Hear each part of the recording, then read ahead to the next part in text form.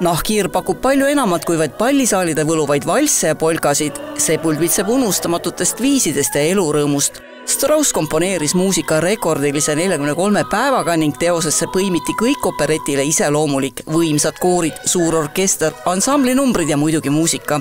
Straussi Nahkhiirt on Estonias varasemalt lavastatud 7 korral ja peaosades on säranud alati rahvusooperi kirkaimad tähed. Me oleme ikkagi laulvad näitlejad siis, või ma ei teagi, kuidas seda öelda, et loomulikult see näitlemise osa, ma ütleks, ikkagi on kõige raskem loomulikult, aga Andrus Vaarik on ikkagi minu meelest meist parima välja pigistanud. Ja võt juhtuski seekord niimoodi, et lavastajaks on Eesti üks tipp näitleja, esiteks siis eestlane, et ta saab aru, mida me räägime ja oskab nii-öelda teksti siis parandada, aga teiseks, et ta on ka näitleja, et ta oskab siis õpetada meid lava peal kõnelema. Nii et see kogu see protsess ja lavastusperiood, mis ei olnud üldse väga pikk seekord, aga ta oli sellest hoolimata väga hariv.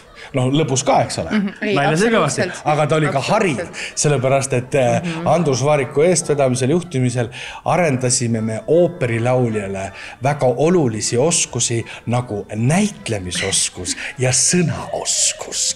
Nii et selle eest Andrusele suur aitäh, natukene läks küll paremaks. Kes sind kutsus? Sina kutsusid? Sa ju saatsid mulle kirja.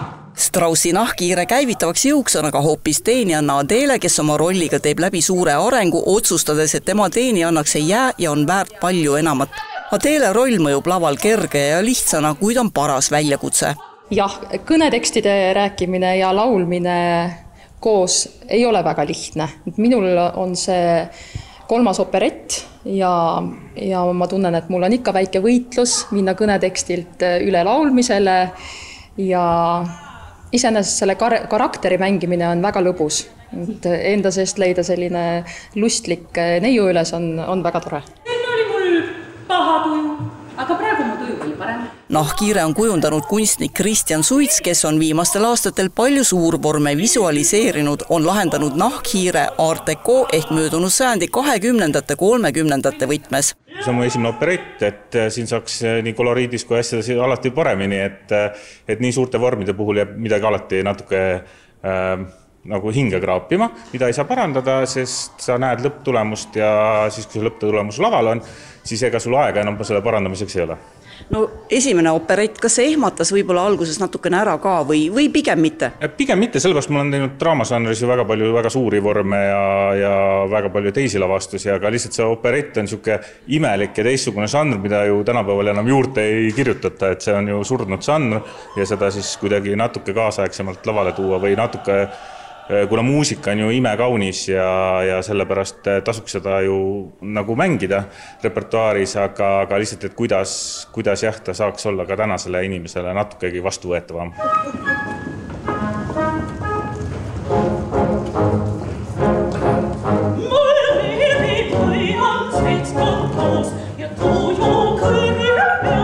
Ka lavastaja Andrus Vaarikule on opereti lavastamine esmakordne kogemus. Ma sain niisuguse leebe, mida aastapikkuse paanikahoo, ma sain aru, et ma lõpuks kirjutasin ise selle kokku erinevatest variantidest ja osa asju ka täitsa ise. See oli tõesti aastapikkune ja niisugune leebe paanikahooga, aga kui ma siia majja jõudsin juba, siis siin on lavastaja eest hoolitsemine ikka maailma tasemel. Ma olen suutnud kõik oma ülesanded delegeerida ja see ongi hea juhi esimene omadus ja kõik töötavad ja ma võin tõesti istuda pimedas saalis ja saia süüa ja vaadata, kui tore see kõik on. Nagu maestro Andrus Vaarik ütles, aastajagu paanikat on läbi ja üks suurepärane etendus on taaskord sündinud. Nii et juba homme õhtul Estonia teatris Straussi Nahkhiir.